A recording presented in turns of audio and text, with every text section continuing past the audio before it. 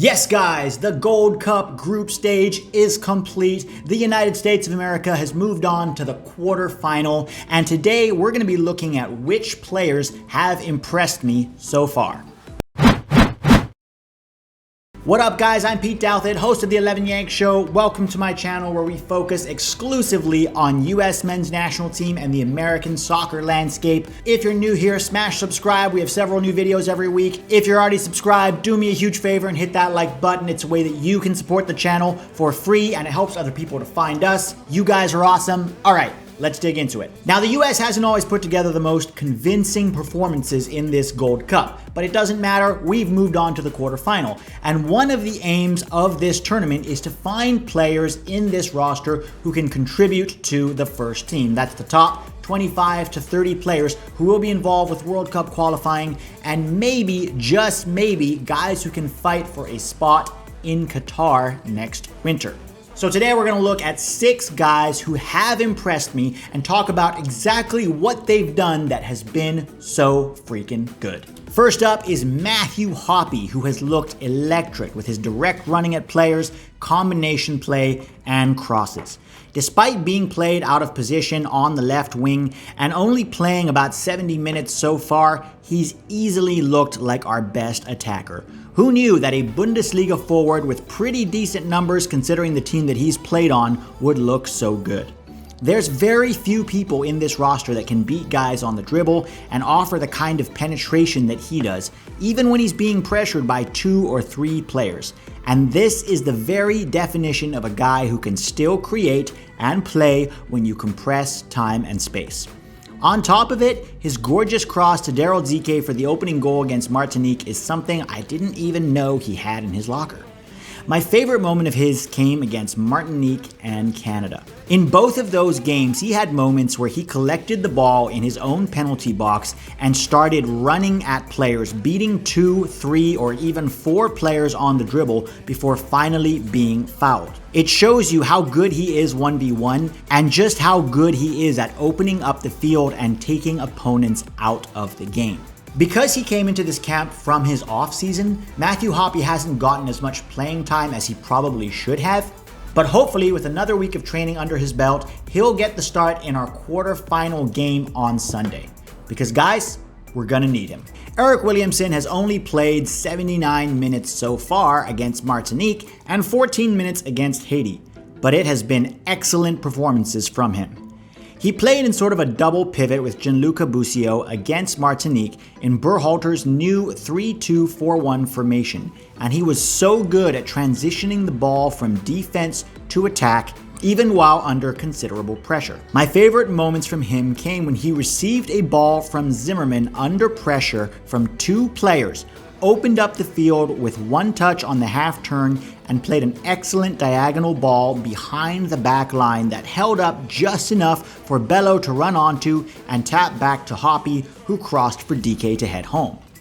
My other favorite moment from Williamson was when he received the ball against Haiti and began driving at the opposing defense. When pressured, he turned back with the ball and faked like he was going to pass backwards, but then quickly turned and evaded his man. He then drove at another defender and beat him almost effortlessly, winning a free kick just outside the box.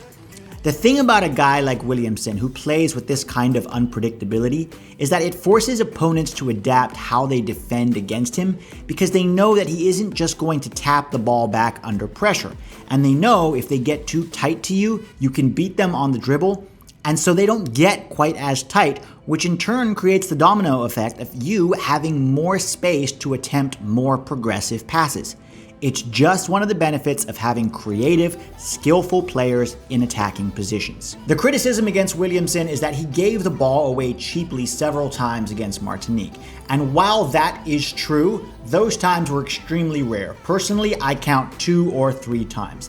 And overall, what he did with the ball far outweighs the few moments of sloppy possession or moments where he had a few lapses in concentration, especially when you consider the amount of times that some of our other midfielders have given the ball away so needlessly. Guys, I really hope we see Williamson on Sunday. Shaquell Moore came into this camp kind of under the radar, but he's been impressive on both sides of the ball. Originally supposed to be Reggie Cannon's backup, an injury to Reggie led to him getting the start against Haiti, and he was probably the best player on the field in an unconvincing 1-0 win. He constantly bombed up the right wing to put in crosses and was a threat with his dribbling. It was his initial cross that led to the only goal of the game being scored, but it was also his solid defending in 1v1 situations which kind of flew under the radar and which also led to him getting the Man of the Match award. Against Martinique, he was a little quieter going forward, but was locked down with his defending.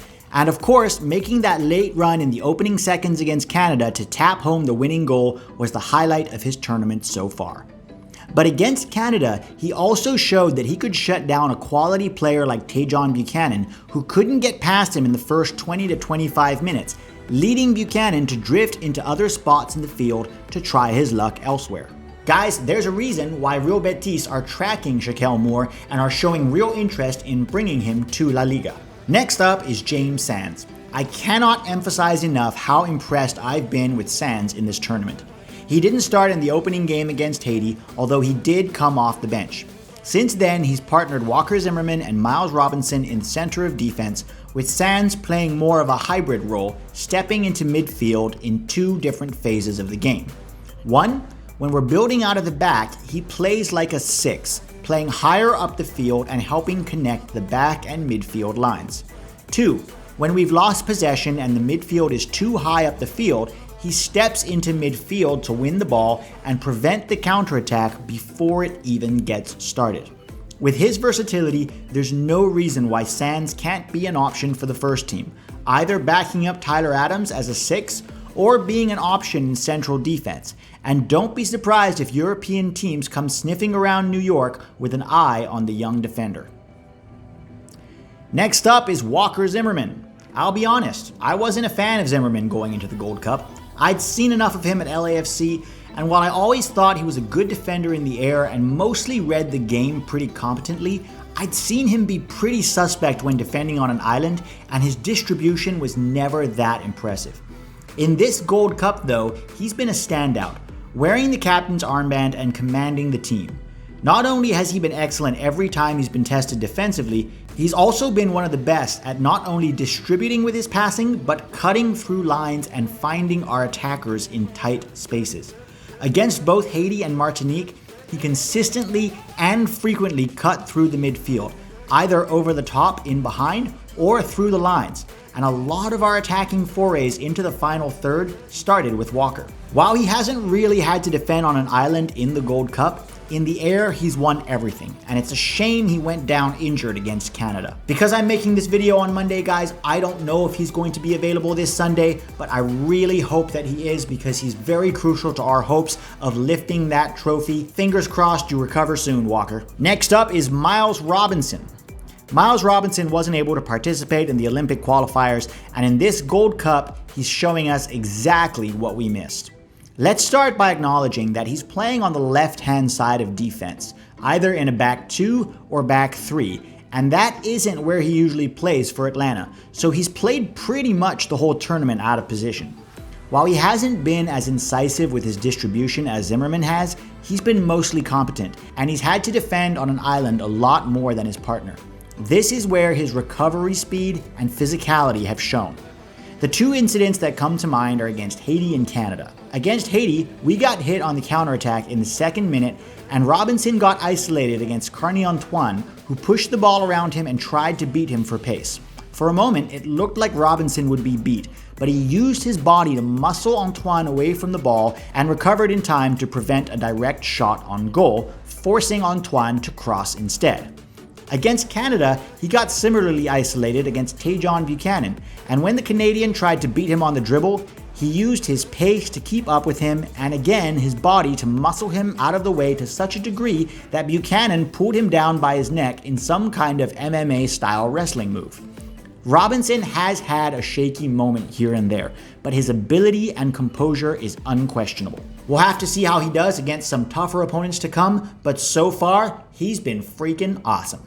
There are some other guys who've been impressive in certain games or certain moments or in certain facets of their play, and they deserve an honorable mention here. Sam Vines didn't look great against Haiti, but had a pretty solid game against Canada, especially defensively, and picked his moments well to get forward and put in some good crosses. Matt Turner has done everything you can ask him to do from a shot-stopping perspective and has been extremely reliable and competent.